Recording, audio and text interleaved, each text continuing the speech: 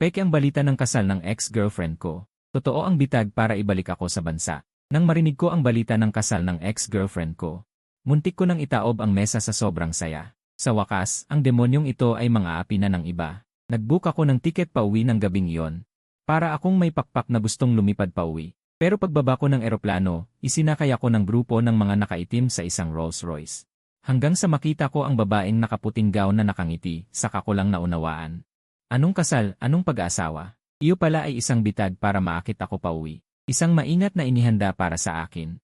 Hulang pagong sa loob ng banga. Sa ibang bansa, pribadong villa sa isla. Ang sikat ng araw sa hapon ay perpekto.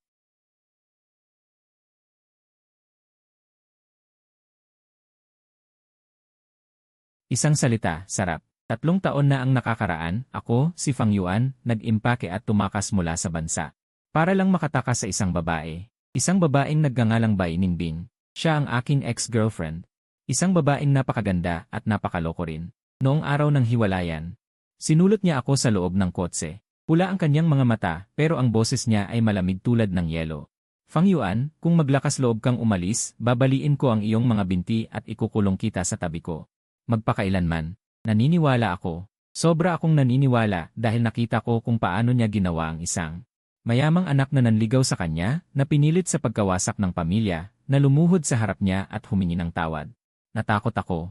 Sobrang natakot ako. Ako lang ay isang ordinaryong tao na gustong magpahinga. Gusto lang mag-gym. Kumain ng masarap na pagkain, magluto ng kaunting alak, at mag-enjoy sa buhay. Hindi ko siya kayang labanan, hindi ko rin kayang awayin. Kaya, tumakas ako. Sa loob ng 3 taon, lumipat ako sa mahigit 10 bansa, parang isang magnanakaw. Takutang baka siya ang makahanap sa akin. Kahit na ang aking buhay ay puno ng pagkabalisa, pero hindi bababa sa malaya ako. Noong akala ko ang ganitong larong pusa at daga ay magpapatuloy hanggang sa aking libingan, isang financial news notification. Ang dumiretso sa akin mula sa dalampasigan. Ang hiyas ng negosyo, si Bai Ningbing, presidente ng Bai Group, ay ikakasal sa susunod na linggo sa anak ng Linshi Group. Isang malakas na pagsasama, lilikha ng bagong tagumpay. Sa ibaba ay may kasamang larawan. Sa larawan, si Bai Ningbing ay nakasuot ng high-end na gown. Nakayakap sa isang hindi ko kilalang lalaki na maputi, na may angkop at malayong ngiti. Pinalaki ko ang larawan, pinaliit at pinalaki muli. Tiningnan ko ito ng 3 minuto, tapos bigla akong tumalon mula sa upuan. Sumigaw ng isang malakas na tawa. Ha ha ha ha, malaya na. Sa wakas, malaya na ako. Ang baliw na babaeng ito ay aapi na ng iba. Natuwa akong gumawa ng 3 backflip sa dalampasigan. Tapos tumakbo pabalik sa villa, sinipa ang pinto ng bodega ng alak, at hinugot ang bote na itinatago ko sa loob ng maraming taon.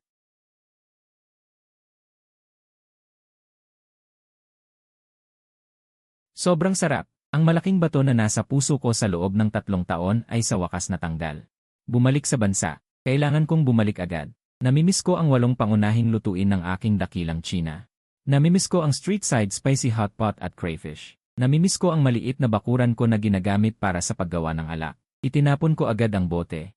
Kinuwelyo ang aking telepono at gamit ang nanginginig na kamay, nag-book ng pinakamaagang tiket pauwi.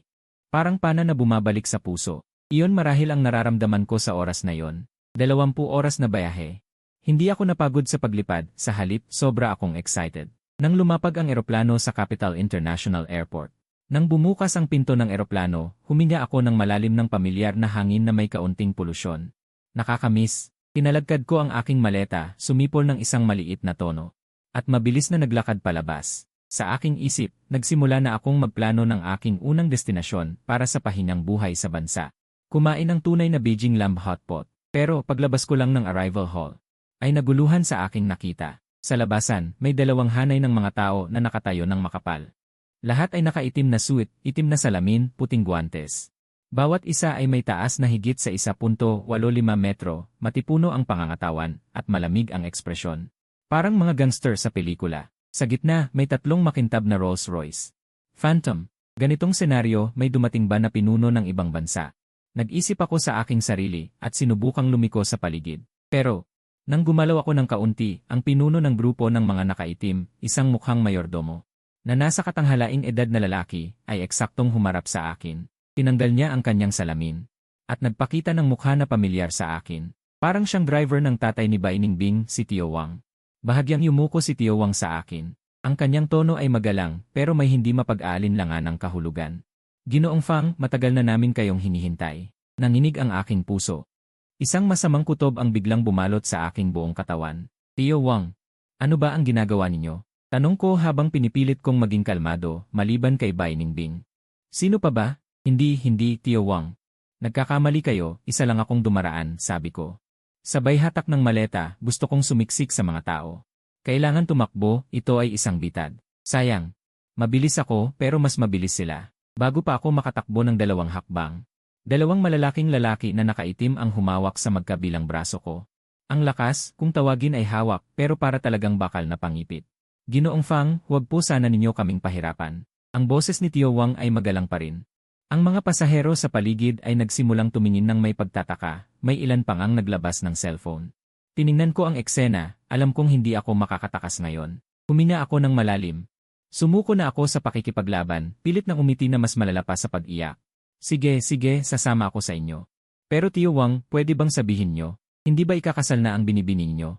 Bakit ako, ang dating nobyo, ang kukunin nyo? Hindi ba't hindi angkop? Inayos ni Tio Wang ang kanyang salamin. Sumilay ang kakaibang liwanag sa lens. Ginoong Fang, malalaman nyo pagdating ninyo. Hinila nila ako at isiniksik sa likod ng kotse na Rolls-Royce na nasa gitna. Nang sumara ang pinto. Ang puso ko ay lumubog rin sa kailaliman. Tapos na.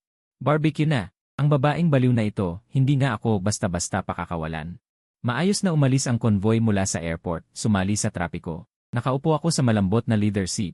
Naninigas ang buong katawan ko, gulong-gulo ang isip ko. Kasal ay peke. Ang balitang iyon ay sinadya niyang ilabas para maakit akong bumalik. Para ba sa ganito? Para mahuli ako, gumawa siya ng ganito kalaking ingay, napunta pa sa financial headlines. Habang iniisip ko, lalo akong nakaramdam ng takot. Ang pagkamatigas at pagkabaliw ng babaeng ito ay lampas sa aking imahinasyon.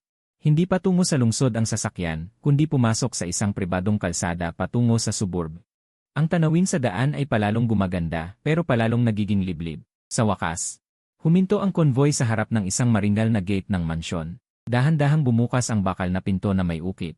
Ang sumalubong sa akin ay ang maayos na gupit na damuhan, malaking fountain, at isang parang kastilyo. Puting villa. Alam ko ang lugar na ito. Ito ang pag-aari ng pamilya Bai. Ang pinakamataas na antas ng pribadong ari-arian. Sabi, hindi ito bukas sa publiko. Ang seguridad ay antas militar.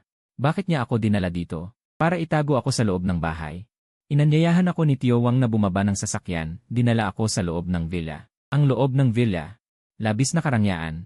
Sa ilalim ng aking paa ay Persian carpet, sa itaas ay kumikislap na crystal chandelier. Sa dingding ay nakasabit ang mga mamahaling pintura na nakita ko lamang sa auction. Ngunit wala akong ganang pahalagahan ng mga ito. Ang aking tingin ay naakit. Sa isang figura sa sofa sa gitna ng sala. Bai Ningbing. Nakaupo siya roon ng tahimik. Nakasuot ng simpleng puting damit, mahaba ang buhok na parang talon, walang pampaganda. Ang sikat ng araw ng hapon ay bumagsak sa kanya sa pamamagitan ng malaking salamin, binigyan siya ng isang patong. Malambot na liwanag. Napakaganda, hindi tila mortal. Kung hindi ko alam ang kanyang tunay na pagkatao. Muntik ko nang isiping nakakita ako ng anghel. Nang marinig ang yabag, dahan-dahan siyang tumingala. Nagtagpo ang aming mga mata. Ang kanyang mga mata ay maganda pa rin. Parang isang malalim na malamig na lawa na walang ilalim, kayang sumipsip ng kaluluwa ng tao. 3 taon hindi nagkita. Tila wala siyang pagbabago, ngunit sa kanyang lamig ay may idinagdag na hindi ko masabi. Bumalik ka na, wika niya. Ang boses ay malamig at malinaw. Hindi malaman kung galit o masaya. Lumunok ako, pinilit ang isang matigas na ngiti. Ningbing, matagal na tayong hindi nagkita. Binabati kita. Ikakasal ka na. Ginagawa ko pa ang huling pagtutol, sinusubukang ipaalala sa kanya ang paksang ito. Tapos na tayo, siya ay magiging asawa na ng iba. Ngunit, nang marinig niya ang aking sinabi, ngumiti siya. Ang ngiti ay napakabanayad. Napakagaan, ngunit pinaramdam nito na may lamig na bumangon mula sa talampakan ng aking mga paa. Dahan-dahan siyang tumayo, nakayapak, at humakbang palapit sa akin. Nakahandusay ang mga takong sa tabi ng sopa. Ang mapuputing bukong-bukong ay sumisilip sa laylayan ng kanyang saya. Tumigil siya sa harapan ko. Napakalapit kaya naamoy ko ang pamilyar at malamig na amoy ng gardenia. Bahagya siyang nag-angat ng ulo, tumingin sa aking mga mata, at binigkas ang bawat salita, Fang Yuan. Magpapakasal ako. Natutuwa ka, di ba? Natutuwa ka kaya sumugod ka agad pauwi. Sumabog ang ulo ko, tumindig ang lahat ng balahibo ko. Tiningnan ko ang kanyang mga mata na tila tahimik ngunit puno ng nakatagong unos. Wala akong masabi kahit isang salita. Inilahad niya ang kanyang kamay. Ang malamig niyang daliri ay marahang dumampi sa aking pisngi, nagdulot ng pangingilig. Nag-antay ako sa iyo ng 3 taon. Akala ko, ikaw mismo ang babalik. Ngunit hindi ka dumating. Napakagaan ng kanyang boses, parang bulong ng isang manginibig. Ngunit may nakakasakal itong bigat. Kaya, wala akong nagawa kundi ang gamitin ang paraang ito. Para imbitahan kang umuwi. Tumayo siya ng nakatipto, sumandal sa tenga ko. Ang mainit niyang hininga ay dumampi sa aking tainga. Makati, ngunit para akong nasa loob ng yungib. Maligayang pagdating sa bahay, Ayuan. Sa pagkakataong ito, wala ka nang mapupuntahan. At ganito nagsimula ang aking buhay pagkakakulong. Seryoso si Beiningbing. Ang mansyon na ito ay ang ginintuang kulungang ginawa niya para sa akin. Ang kwarto ko ay nasa 2 palapag, ang may pinakamagandang tanawin. Simplistic ang estilo ng dekorasyon na gusto ko. Puno ito ng mga bagay na interesado ako, ang pinakabagong model ng game console. Kumpletong kagamitan sa pag-ehersisyo, at isang malaking bookshelf na puno ng mga librong gusto ko. Meron pa nga siyang espesyal na ginawang sunroom na konektado sa balkonahe, para sa akin lamang. Nakalagay dito ang iba't ibang palayok na luwad at mga babasagin. Alam ko, para sa paggawa ko ng alak, ang bintana ay gawa sa bulletproof glass, at sa labas ay 10 metro ang taas. Kinuha ang cellphone ko at pinalitan ng lumang modelo na pwedeng tawagan lang siya at si Uncle Wang. Ang buong mansyon ay may 360 degree na sisi at 24 oras na. Nagpapatrol ng mga bodyguard. Huwag na akong banggitin kahit isang langaw. Ay hindi makalabas. Parang iniwan na ni Beiningbing ang kumpanya sa ibang tao. Araw-araw siyang nasa mansyon para siyang multo na sumusunod sa akin. Kapag kumakain ako, nakaupo siya sa tapat ko, tahimik na nakatingin habang kumakain ako. Hindi siya kumakain. Kapag nag-ehersisyo ako, nagdadala siya ng upuan at nakaupo sa tabi, pinapanood akong magbuhat ng bakal.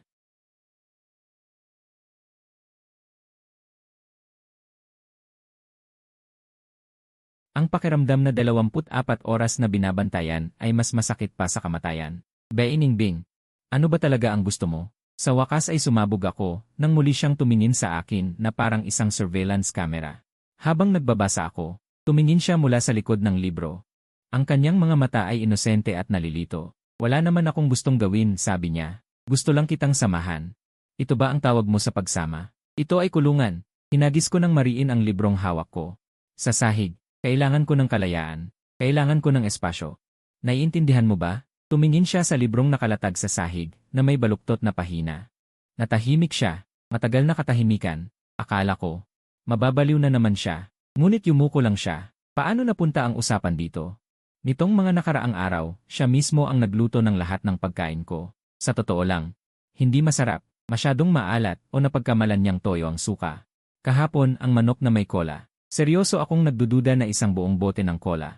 Ang inilagay niya, sobrang tamis, mapait. Ngunit hindi ako nagsalita. Natatakot akong masaktan siya. Sa bawat pagkakataon, pinipilit kong lunukin ang pagkain ko, ngumingiti. At sinasabing masarap. Tumingin siya sa akin, ang kanyang mga mata ay may bahid ng sakit at sama ng loob. Hindi pa ako nagluto dati. Marami akong pinag-aralan na recipe, matagal akong natuto. Naiinis ka ba sa akin? Natatakot lang talaga ako. Ang kanyang boses ay pumapalahaw, nanginginig. Natatakot akong kapag nawala ang atensyon ko. Mawawala ka na naman. Sa pagkakita ko sa kanya sa ganitong estado, ang lahat ng aking galit. Biglang nawala. Inayos ko ang aking buhok, inis at dumapa sa sopa. Ano ang masasabi ko? Ang makipagtalo sa isang baliw ay ang pinakawalang kwentang bagay sa mundo. Hindi ko naman kinamumuhian ang luto mo. Bumuntong hininga ako at lumambot ang tono ko. Pero pwedeng pagandahin pa ang lasa. Lumiwanag ang mga mata niya, parang nakahawak sa huling pag-asa. Talaga? Saan kailangan baguhin? Turuan mo ako. Sige na, please. Tiningnan ko ang mga matang puno ng pag-asa. Bigla kong naisip na, baka pwedeng ibang paraan ang gamitin ko. Kung magtutulakan kami, tiyak na matatalo ako. Pero kung susunod ako sa kanila, mag-relax na lang, iyon ang pilosopiya ko sa buhay. Dahil hindi ko kayang lumaban. Mas mainam na i-enjoy na lang ito. Kaya sinimulan ko na. Ang plano kong mag-relax sa ginintuang kulungang ito. Unang hakbang. Pagandahin ang pagkain. Ninbing, ang luto mo. Mabuti naman ang intensyon, pero mali ang paraan. Tumayo ako sa loob ng kusina niya. Kusinang parang likuran ng isang Michelin star restaurant, seryosong sabi ko sa kanya. Si Beiningbing, nakasuot ng pink na apron. May hawak na librong mga pangkaraniwang lutuin, parang masigasig na estudyante. Mariing tumango. Halimbawa, itong stir-fried kamatis at itlog. Hindi mo pwedeng itapon ng buo ang kamatis. Kailangan munang balatan, hiwain ng pira-piraso. At saka, dapat haluin mabuti ang itlog, dagdagan ng konting tubig. Para lumambot kapag niluto. Habang nagsasalita ako, kinuha ko ang sandok sa kamay niya. At nagsimulang magdemo. Nakatayo si Bainingbing sa tabi ko, nakatingin ng hindi kumukurap. Ang focus ng mga mata niya mas matindi pa kaysa noong nagbabasa siya ng kontrata. Nang lumabas ang isang plato ng stir-fried kamatis at itlog na mukhang masarap, mainat siyang tumikim. Biglang kumislap ang mga mata niya, parang dalawang bituin. Masarap. Simula noong araw na yon, ang kusina ay naging teritoryo ko. Gumawa ako ng mahabang listahan, puno ng mga pambihirang sangkap at kagamitan. Gusto ko ng ligaw na Eastern Star Grouper. Australian Wagyu Brisket, 12, bigyan mo ako ng 1 kilo. At saka yung Blue Lobster, kumuha ka ng ilan para matikman. Nga pala, magpagawa ka rin ng constant temperature wine cellar. Gagawa ako ng sarili kong alak. Akala ko may isip niya na sinasamantala ko siya. Pero hindi inaasahan, si Bainingbing ay tumingin lang sa listahan at agad na inutusan si Uncle Wang na gawin ito. Kinabukasan, lahat ng kailangan ko ay nasa asyenda na. Ang bilis, mas mabilis pa sa pagbili ng 5-star hotel. Kaya, ang antas ng pagkain ko, mula sa halos hindi makalunok, diretsyo sa langit sa lupa. Badha jumps over the wall, lechon, sariwang Eastern Star Grouper, palitan niyo ang paraan para alagaan ang panlasa ko. Si Bainingbing ay naging tanging kumakain ko. Maliit ang kanyang kain, pero lagi niyang tinitikman ang bawat putaheng luto ko. Pagkatapos, titingin sa akin ng busog habang kumakain akong parang bagyo. Minsan, kapag masaya ako sa pagkain, umiinom ako ng sarili kong rice wine. Nakaupo siya sa tapat ko.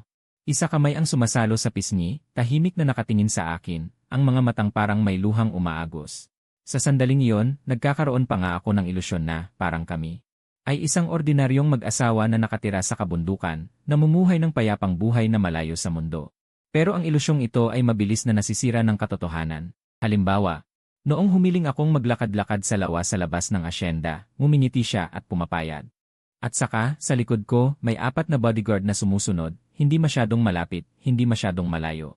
Isa pang halimbawa, kapag natutulog ako sa gabi, kahit isang iglap na paggulong, agad na nakaupo ng alerto ang taong nasa maliit na sofa sa pintuan. Para siyang dragon na nagbabantay ng kayamanan. Hindi pinapayagan ang kanyang hiyas na mawala sa kanyang kontrol. Nag-relax na ako. Pero hindi lubos. Gayunpaman, ang buhay ay mas maganda kaysa noong dumating ako. Nagsisimula na akong mag-enjoy sa buhay na ito na may damit na inihahanda, pagkain na inihahain, at may kasamang pinakamagandang babae na kumakain at umiinom. Parang nagiging tamad na yata ako. Isang hapon, nagpapawis ako sa aking pribadong ngewin. 6 na pirasong Abyss Villain, ito ang huling dignidad ko bilang isang taong sumusunod sa mag-relax lang na pilosopiya. Si Bainingbing ay nakaupo sa upuan sa tabi, hawak ang tablet. Parang nagtatrabaho na. Tapos ko na ang huling set ng bench press, humihinal akong umupo. Tumulo ang pawis mula sa aking dibdib, pumunta sa uka ng aking Abyss, kinuha ko ang tuwalya at pinunasan ang pawis. Sumulyap ako kay Bainingbing. Hindi ko alam kung kailan niya ibinaba ang tablet at nakatingin siya ng diretsyo sa Abyss ko. Ang tingin na yon ay hubad, may pagnanasa, nagulantang ang puso ko. Isang matapang na ideya ang pumasok sa isip ko. Tinusot ko ang daliri ko sa kanya. Halika rito. Natigilan si Bainingbing, tila hindi inaasahang ako ang unang magsasalita sa kanya. Ibinaba niya ang tablet. Nag-aalangan siyang lumapit. Ano? Tanong niya. Bahagyang nanginginig ang boses niya sa hindi mahalatang kaba. Hinawakan ko ang kamay niya at idiniretso sa abs ko. Tingnan natin ang resulta, sabi ko, sabay kindat. Bumaba ang boses ko, paos at tigang dahil sa pagkaka-gym. Malamig ang kamay niya, makinis ang balat. Nang dumikit ito sa mainit kong Abyss, parang nakuryente siya, biglang nanginig. Namula ang pisngi niya, parang hinog na mansanas. Ito ang unang beses na nakita ko siyang ganito. Siya, ang laging malamig at makapangyarihang babaeng presidente ng Bai Corporation. Ngayon, parang isang dalagang unang umiibig, nahihiya at walang magawa. Gusto niyang hilahin ang kamay, pero pinigilan ko. Huwag kang gumalaw, utos ko. Nanigas ang kamay niya sa Abyss ko, bahagyang nanginginig ang mga daliri. Naramdaman ko ang tibok ng puso niya, parang tambol na mabilis. Bigla kong naisip na parang nagiging mas kawili-wili ang larong ito. Lumapit ako sa kanya, halos dumikit na ang mukha ko. Tiningnan ko ang mga mata niyang basang-basa dahil sa kaba. Bumulong ako sa tenga niya, gusto mong hawakan. Ikaw lang ang may pribilehyo. Napahinto ang paghinga niya. Nanginginig ang mahahabang pilik mata niya, parang pakpak ng paru-paro. Inaasahan kong itutulak niya ako, ngunit ginawa niya ang isang bagay na hindi ko inaasahan. Ipinikit niya ang mga mata, parang nag-ipon ng buong tapang. Nanginginig din ang kabilang kamay niya, inilapag ito sa dibdib ko. Pagkatapos, nagsimulang gumalaw ang mga daliri niya sa katawan ko. Malamya, nag-aalangan, parang nag-explore, mula dibdib hanggang ebis, hanggang sa linya ng bewang. Parang may natutuklasang bago at sining. Agad na nag-alab ang apoy sa katawan ko dahil sa kanya. Hinawakan ko ang kanyang kamay na naglalaro at mabilis na iginala ko siya. Sa ilalim ko, sa yoga mat, Bai Ningbing, naglalaro ka ng apoy, sabi ko, paos ang boses. Tiningnan ko ang mga mata niya. Binuksan niya ang mga ito. Malaambon ang kanyang paningin, namumula ang pisngi, bahagyang nakabukas ang labi. Parang handang pitasin. Hindi siya natakot, sa halip, iniunat niya ang mga braso. At niyakap ang leg ko. Yuan, bulong niya sa pangalan ko, malambot at matamis ang boses. Miss na miss kita. Ang huling hibla ng katwiran sa utak ko ay naputol. Ibinaba ko ang ulo at marahas siyang hinalikan. Ang halik na ito ay puno ng pagsakop at parusa. Parang gusto kong ilabas lahat ng sama ng loob na naipon sa loob ng 3 taon. Noong una, nahihiya pa siyang tumugon. Ngunit sa ilalim ng aking unos na pag-atake, mabilis siyang sumuko. Tanging mga mahihinang hikbi ang lumalabas. Malambot ang katawan niya, may mabangong amoy. Ang monotonong ringtone na iyon ay parang isang timba ng malamig na tubig, biglang pumatay sa init ko.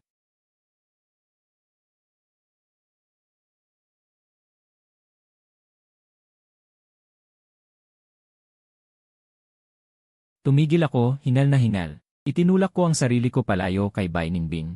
Nakahiga siya sa yoga mat, gulo ang damit, may luha pa sa gilid ng mata. Namumula ang labi ko dahil sa halik, nakatingin siya sa akin, malabo ang mga mata. Ang itsura niya ay walang kapantay na kagandahan. Napalunok ako, pilit na iniiwas ang tingin. Inabot ko ang bulsa at kinuha ang telepono. Si Tio Wang ang tumatawag. Pinindot ko ang sagot.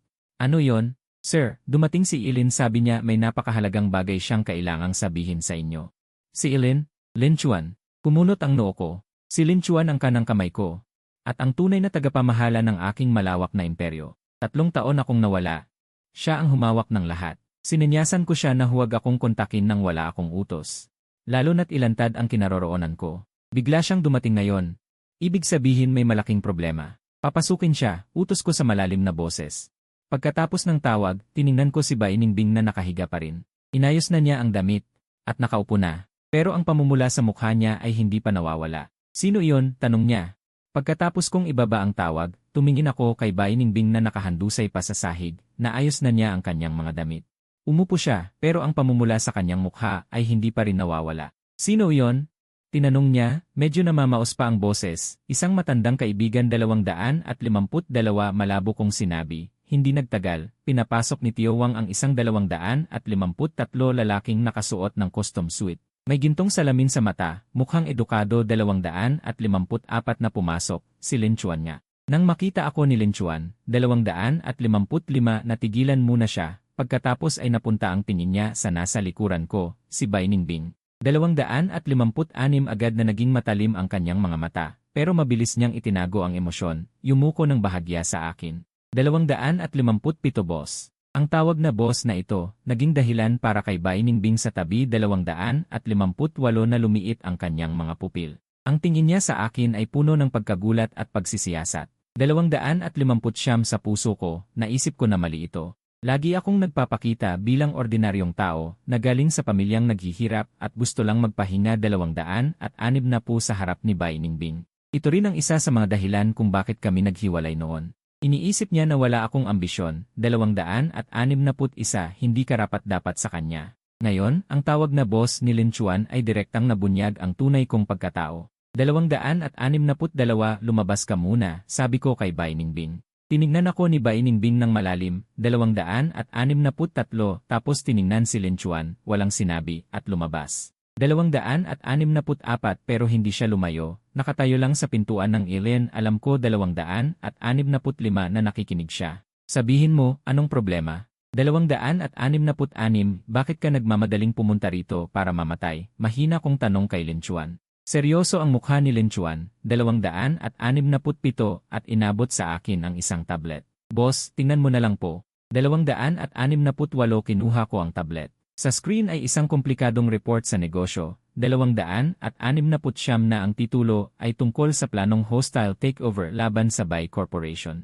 270 mabilis kong binuklat, lalong lumala ang aking mukha. Ito ay isang capital alliance na binubuo ng ilang 271 mga top investment bank mula sa Wall Street. Malinaw ang target, 272 na sirain ang Bai Corporation. Napakaingat ng kanilang plano at napakalupit ng mga paraan. 273 mula sa pag-atake sa publisidad hanggang sa pagbagsak ng presyo ng stock, hanggang sa pag-imbita sa mga internal executives, 274 lahat ay magkakaugnay. Sa kasalukuyang kalagayan ng Bai Corporation, hindi nila ito kayang pigilan. 275 sa loob ng isang buwan, ang imperyong ito na nakatayo ng halos 100 taon, 276 ay babagsak. Kailan ito nagsimula, tanong ko. 277, 3 buwan na ang nakalipas nang magsimula ang pag-setup. Napakahusay ng kanilang secrecy work. 276 ni ako lang ang nakakaalam ng kanilang core plan, sabi ni Lin Chuan. Boss, 270 malakas ang kalaban sa pagkakataong ito. Kung kikilos tayo, malaki ang magiging bayad. 280 tiningnan ko ang logo ng Bai Corporation sa report, at napatahimik. 281 kung bumagsak ang Bai, ano ang mangyayari kay Bai Ningbing? Sa kanyang ugali, 282 malamang pipiliin niya ang pinakamatinding paraan. Hindi ko maisip ang eksenang iyon. 283 bagamat galit ako sa kanya dahil sa pagkabilanggo sa akin, hindi ko naisip 284 na mamatay siya. Boss, ang ibig ninyong sabihin, 285 patayong tanong ni Lin Chuan. Inihagis ko pabalik sa kanya ang tablet. Nanginginig ang katawan ni Lin Chuan, 286 at kumislap sa kanyang mga mata ang isang masigasig na excitement. Opo, boss. 287 alam niya kung ano ang ibig sabihin ng panguplan. Ito ang pinakamatulis 288 at pinakanakakatakot na alas ko. Kapag na-activate, 280 ibig sabihin, patayin ang Diyos kapag humarang ang Diyos, patayin ang Bodha kapag humarang ang Bodha. Matapos umalis si Lin Chuan, 200 at siyam na po naging patay na tahimik ang iril, nararamdaman ko ang tingin mula sa pintuan, 200 at siyam na na patuloy na nakatutok sa akin. Hindi ako lumingon, kinuha ko na lang ang barbell, 200 at siyam na dalawa at nagpatuloy sa aking strength training. 1, 2, 200 at siyam na tatlo lumabo ang paningin ko dahil sa pawis, pero hindi ako tumigil. Kailangan ko itong paraan 200 at siyam na 4 para mailabas ang aking pagkainit. Hindi ko alam kung gaano katagal, narinig ko ang yabag sa pintuan, 275 pagkatapos ay ang tunog ng pagsasara ng pinto. Umalis na siya. Napabuntong hininga ako ng ginhawa, 276 ibinagsak ko ang barbell sa sahig, lumikha ng malakas na ingay. Nahiga ako sa sahig, 277 at humihingal ng malalim. Magulo ang isip ko. Nabunyag na, 278 ang pinakamalaking sikreto ko, ganito lang kadaling nahayag sa harap ni Bai Ningbing. Ano kaya ang isipin niya? 279 may isip niya na lagi ko siyang niloloko, at pagkatapos, lalo akong ikukulong ng mas baliw. 300, sumagot ako ng pasigaw. Wala pang ilang saglit, dinala ni Uncle Wang ang isang lalaking nakasuot ng handmade suit at may salamin na ginto, mukhang sopistikado at edukado. Pumasok siya. Si Lin Chuan nga. Nang makita ako ni Lin Chuan, sandali siyang nagulat, agad namang napunta ang tingin niya kay Bai Ningbing na nasa likuran ko. Biglang naging matalim ang kanyang mga mata, pero mabilis niyang itinago ang emosyon at bahagyang yumuko sa akin. Boss, ang tawag na ito na boss ay nagdulot kay Bai Ningbing. Nalalong nanlumo ang mga mata. Ang tingin niya sa akin ay puno ng gulat at pag-aaral. Sa loob-loob ko, hindi maganda ito. Lagi kong ipinakita sa kanya ang imahe ng isang ordinaryong tao na bumagsak ang pamilya at gusto lang magpahinga. Ito ang isa sa mga dahilan ng aming paghihiwalay noon, akala niya wala akong ambisyon. Hindi ako karapat-dapat sa kanya. Ngayon, ang tawag na ito ni Lin Chuan ay tuwirang naglantad ng aking tunay na pagkatao. Lumabas ka muna, sabi ko kay Bai Ningbing. Tiningnan niya ako ng malalim. Saka tumingin kay Lin Chuan. Wala siyang sinabi, tumalikod at lumabas. Pero hindi siya lumayo, tumayo lang siya sa pintuan ng Irene alam ko. Nakikinig siya. Sige, anong nangyari? Bakit ka nagmamadaling pumunta rito para mamatay? Mahina kong tanong kay Lin Chuan. Seryoso ang mukha ni Lin Chuan. Inabot niya sa akin ang isang tablet. Boss, tingnan mo na lang. Kinuha ko ang tablet. Sa screen ay isang komplikadong ulat tungkol sa negosyo. Ang pamagat ay patungkol sa planong masamang pagbili ng White Group. Mabilis kong binalikan ang mga pahina, lalong lumalim ang aking mukha. Ito ay isang alyansang kapitalista na binubuo ng ilang nangungunang investment bank sa Wall Street. Tiyak ang layunin. Nalangkagin ang White Group. Napakasigla ng kanilang plano at napakalupit ng kanilang mga pamamaraan. Mula sa pag-atake ng opinyon publiko, hanggang sa pagbagsak ng presyo ng stock, hanggang sa pag-akit sa mga nakatataas na opisyal. Magkakaugnay-ugnay ang lahat. Sa kasalukuyang sitwasyon ng White Group, hindi nila ito kayang labanan. Isang buwan na lang, ang imperyong pangkomersyo na tumayo ng halos isang siglo ay babagsak ng buo. Kailan ito nagsimula? Tanong ko. 3 buwan na ang nakalipas nang simulan ang estratehiya. Napakahusay ng pag-iingat ng kabilang panig. Kakakuha ko lang ng impormasyon, pinagsama ang kanilang pangunahing plano, sabi ni Lin Chuan sa boss. Malakas ang kalaban sa pagkakataong ito. Kung tayo ay kikilos, malaki rin ang kabayaran. Tinitigan ko ang logo ng Bai Corporation sa ulat na natiling tahimik. Kung babagsak ang Bai, ano ang mangyayari kay Bai Ningbing? Dahil sa kanyang pagkatao.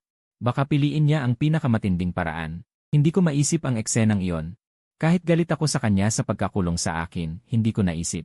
Namamatay siya. Boss, ang ibig ninyong sabihin? Nagtanong si Lin Chuan nang may pag-aalinlangan. Inihagis ko pabalik sa kanya ang tablet. Nanginginig ang katawan ni Lin Chuan. Isang kislap ng matinding kagalakan ang pumutok sa kanyang mga mata. Opo, boss. Alam niya kung ano ang ibig sabihin ng Plan Pangu.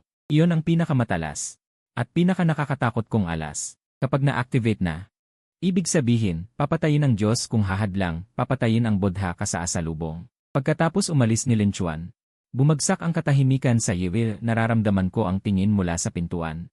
Diretso sa akin yon. Hindi ako lumingon, binuhat ko na lang ang barbell. At nagpatuloy sa aking strength training. 1, 2. Pinawisan ang aking paningin, ngunit hindi ako tumigil. Kailangan ko ito upang mailabas ang aking pagkabagot. Hindi ko alam kung gaano katagal, ngunit narinig ko ang yabag sa pintuan. At saka ang tunog ng pagsasara ng pinto. Umalis na siya. Napabuntong hininga ako. Ibinagsak ko ang barbell sa sahig, lumikha ng malakas na putok. Humiga ako sa lupa. Humihinga ng malalim, ang isip ko ay gusot. Nabunyag. Ang pinakamalaking sikreto ko, basta na lang nahayag kay Bai Ningbing. Ano kaya ang isipin niya? Naniloko ko siya sa buong panahon? At pagkatapos, lalo niya akong ikukulong ng mas baliw. Naiinis akong ginulo ang aking buhok. Parang nagiging mas komplikado ang mga bagay.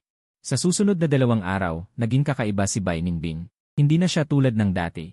Hindi na siya sumusunod sa akin ng pahakbang-hakbang. Madalas siyang nasa study room, palaging tumatawag.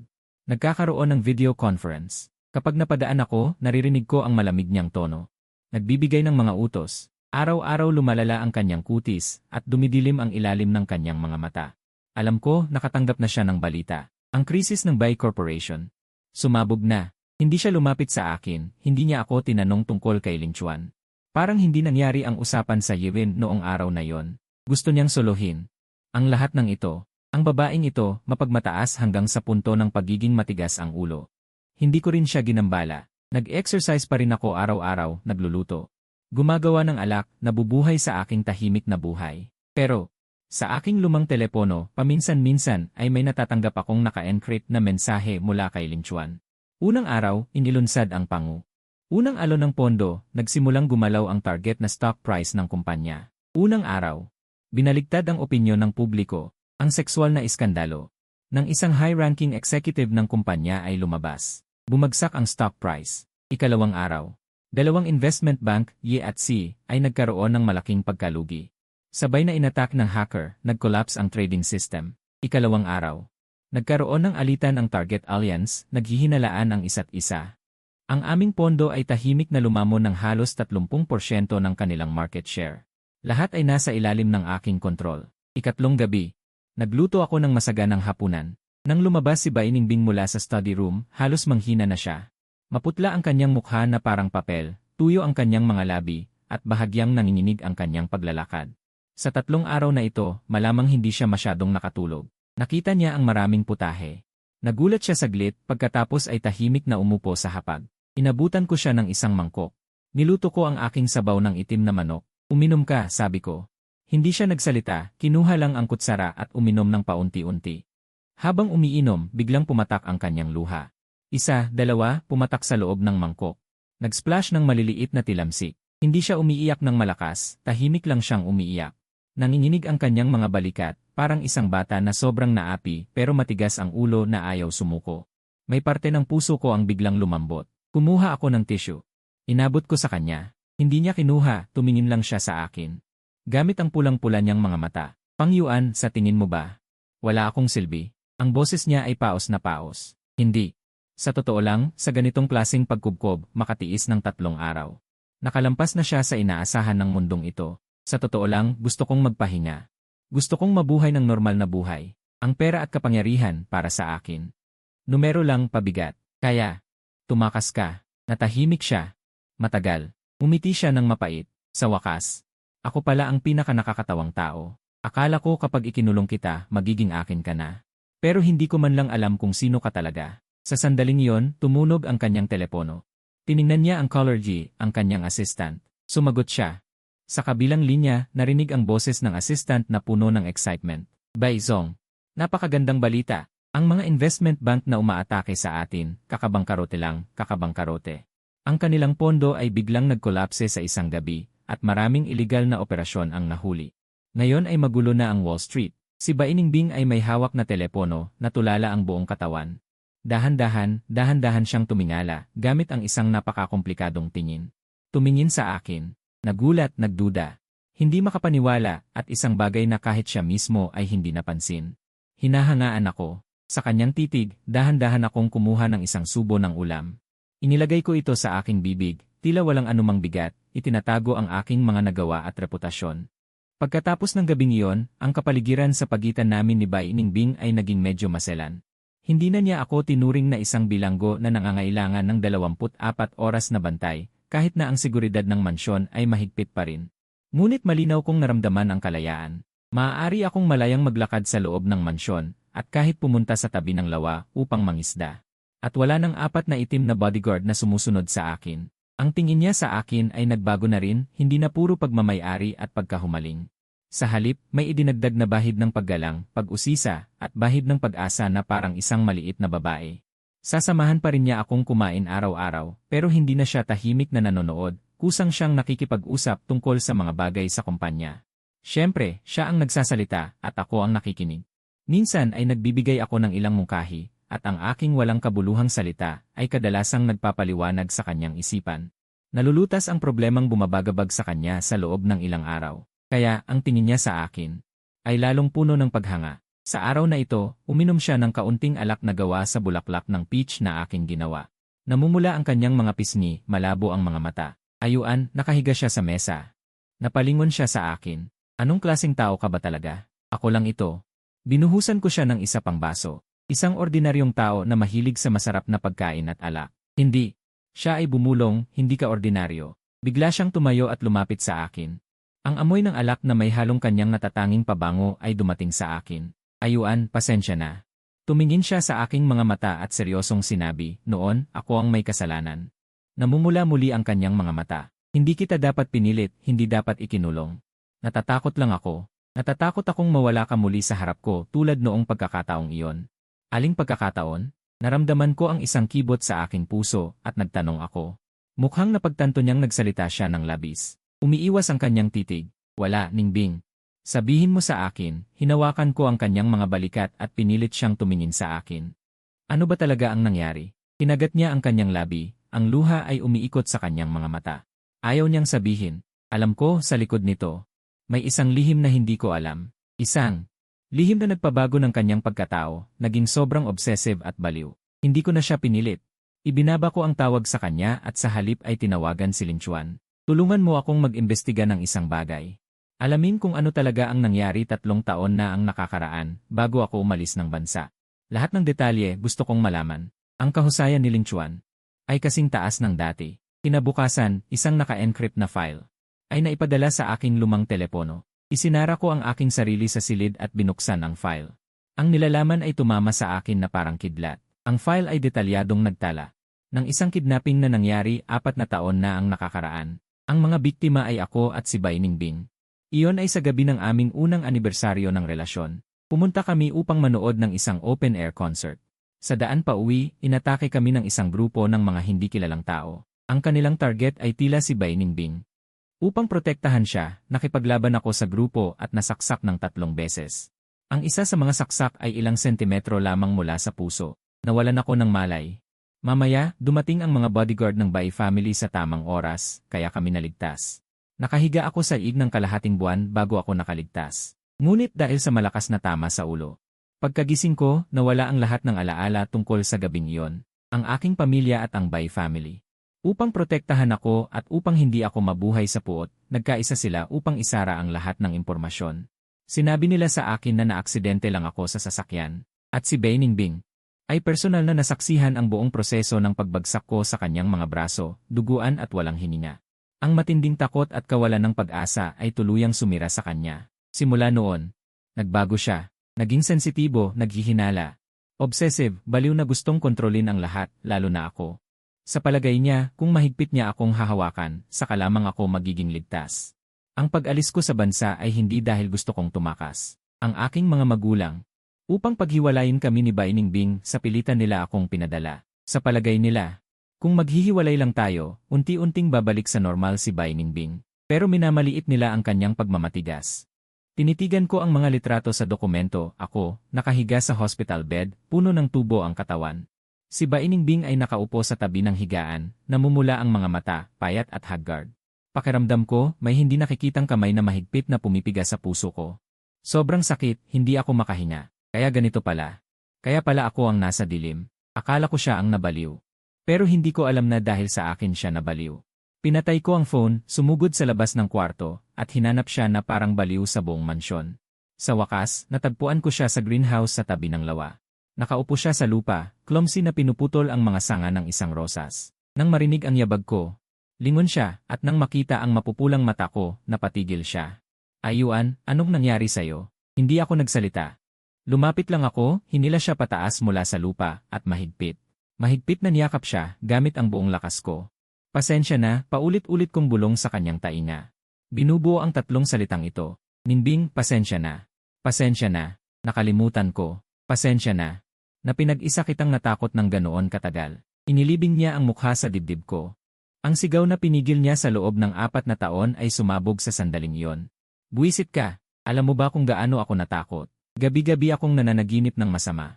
Pinapangarap kitang nakahiga sa harap ko na puno ng dugo. Sobrang takot ko, takot na takot ako. Umiiyak siya ng sobra. Parang isang batang naliligaw, sa wakas ay natagpuan ang daan pauwi. Hinawakan ko siya. Hinayaan ko ang luha niyang basain ang damit ko. Ang puso ko masakit at namamaga. Sakit. Ayos lang, marahan kong tapik sa kanyang likod. Paulit-ulit siyang inalo. Bumalik na ako. Hindi na ako aalis muli. Nalutas ang lahat ng sama ng loob. Ang relasyon namin ni Bai Ningbing ay pumasok sa isang bagong yugto. Hindi na niya sinubukang pigilan ako sa pamamagitan ng pagkakulong. Tumigil na rin ako sa pagtakas. Binuksan na ang pinto ng mansyon para sa akin. Pero hindi ako umalis. Narito ang eksklusibong kusina ko, ang top class na yuwen. At ang aking bodega ng alak. Ang pinakamahalaga, narito siya. Sinimulan kong subukang ayusin ang kanyang sirang pusong kulang sa kapanatagan. Isasama ko siya sa kastilyo, sa umagang manipis ang hamog, hawak ang kanyang kamay. Tuturuan ko siyang magluto, kamay-kamay, simula sa pinakasimpleng pritong itlog. Kapag aksidente siyang nasugatan sa kamay, hahawakan ko ang kanyang daliri at marahan itong hihipan. Mamumula siya, pero sa kanyang mga mata, hindi na yon ang dating sakit na pagkahumaling. Sa halip may matamis na kahihiyan. Kapag nagtatrabaho siya hanggang hating gabi, dadalhan ko siya ng mainit na merienda. Pagkatapos, hihilahin ko siya mula sa tambak ng papel at pipilitin siyang humiga sa kama para matulog. Susunod siya na parang maamong pusa, hihiga ng maayos, pero kapag aalis ako, hihilahin niya ang laylayan ng damit ko at sasabihin ng mahina, pwede bang samahan mo ako saglit? Kaya magdadala ako ng upuan, upo sa tabi ng kanyang kama, tulad ng dati niyang pagbabantay sa akin. Babantayan ko siya hanggang makatulog. Nagsimula na rin akong makiisa sa mga gawain ng kanyang kumpanya. Natuklasan ko na ang aking pang-amoy sa negosyo ay hindi naman naging mahina dahil sa 3 taong pagtigil. Maraming problema na para sa kanya ay mahirap, sa akin ay ilang tawag lang ang solusyon. Si Ling Chuan ay naging underground informant ko, patuloy na nagbibigay ng impormasyon at suporta. Sa ilalim ng aking lihim na pamamahala, ang Bai Group ay hindi lamang nalampasan ang krisis, kundi lumawak sa bilis na hindi pa naganap. Ang tingin sa akin ni Bai Ningbing ay mula sa unang paghanga.